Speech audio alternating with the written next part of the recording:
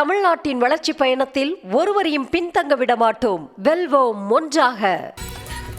உலக புகழ்பெற்ற பாலமேடு ஜல்லிக்கட்டு சற்று நேரத்தில் தொடங்க உள்ள நிலையில் அதற்கான ஏற்பாடுகள் தயார் நிலையில் உள்ளன. கூடுதல் விவரங்களுக்கு களத்திலிருந்து இணைகிறார் எமது செய்தியாளர் அஜய். அவரிடம் பேசலாம். வணக்கம் அஜய். சரியாக 7 மணிக்கு இந்த ஜல்லிக்கட்டு போட்டிகள் பாலமேட்டில் தொடங்கும் என்று தெரிவிக்கப்பட்டிருந்தது. என்னென்ன ஏற்பாடுகள் தற்போது வரை தயார் நிலையில் இருக்கிறது?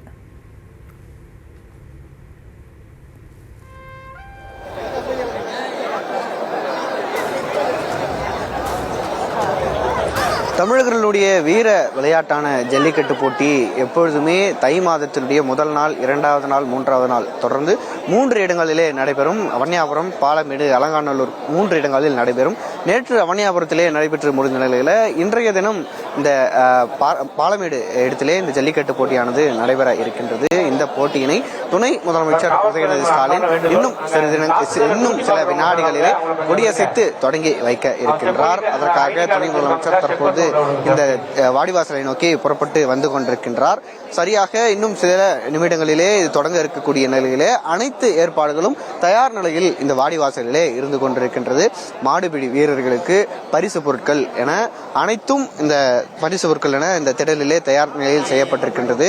மாடுபிடி வீரர்களுக்கு இந்த சைக்கிள்கள், அதே போன்று சிறந்த மாடுபிடி, அதாவது மொத்தம் 10 சுற்றுகளில் அதிக மாடுகளை பிடித்த வீரருக்கு கார் பரிசு, சிறந்த மாட்டுக்கு இந்த டிராக்டர், அதே போன்று ஒரு மாற்றுக்கன்றும் வழங்கப்பட இருக்கின்றது. அந்த வகையிலேயே தான் தற்பொழுது இந்த திடலிலே அனைத்து ஏற்பாடுகளும் தயார் நிலையில் இருந்து கொண்டிருக்கின்றது.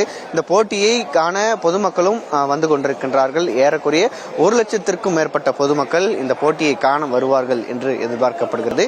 ஜல்லிக்கட்டு போட்டியை பொறுத்த வரைக்கும் ஜல்லிக்கட்டு தடை வந்தபோது ஜல்லிக்கட்டு வேண்டும் என்று போராட்டம் நடத்திய 3 இடங்களில் மிக முக்கியமான இடம் பாலமேடு. அந்த வகையிலே தான் இந்த இடத்தில் இன்றைய தினம் இந்த போட்டியானது நடைபெற இருக்கின்றது. இந்த போட்டியை பொறுத்த வரைக்கும் அந்த வாடிவாசலிலிருந்து சீறி வெளியில் வரும்போது மாடுபிடி வீரர்கள் அந்த மாடுகளை அடக்கி தங்களுடைய வீரத்தை வெளிப்படுத்துவார்கள். அவர்களுக்கு பரிசுகள், அதாவது 2 சக்கர வாகனம், மிதிவண்டி, பீரோ, கட்டில், மெத்தை உள்ளிட்ட பல பரிசு பொருட்கள் இவர்கள் தருவார்கள். கமிட்டி தரப்பிலிருந்து தரும். அந்த வகையிலே தான் அனைத்து ஏற்பாடுகளும் இங்கு செய்யப்பட்டிருக்கின்றது. இன்னும் சில நிமிடங்களிலே துணை முதலமைச்சர் உதயநிதி ஸ்டாலின் வந்து கொடியசைத்து இந்த போட்டியை தொடங்கி வைக்க இருக்கின்றார். தற்பொழுது அனைத்து ஏற்பாடுகளும் இங்கே செய்யப்பட்டிருக்கின்றது.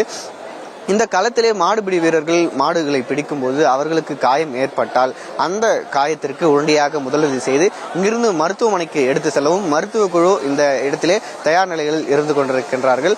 இந்த திடலை சுற்றி, அதாவது இந்த பாலமேடு வாடிவாசலை சுற்றி சுமார் 4000க்கும் மேற்பட்ட காவல்துறையினர் இங்கே போடப்பட்டிருக்கின்றார்கள்.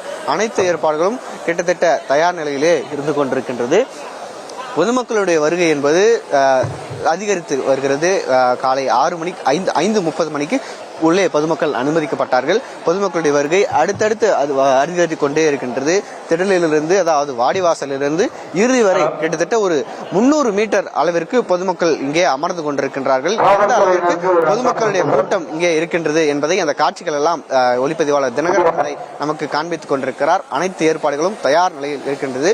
துணை முதலமைச்சர் வருகை தருவார். வந்து கொடியசைத்து இன்னும் சில நிமிடங்களிலே இந்த பாலமேடு ஜல்லிக்கட்டு போட்டியை தொடங்கி வைக்க இருக்கின்றார்.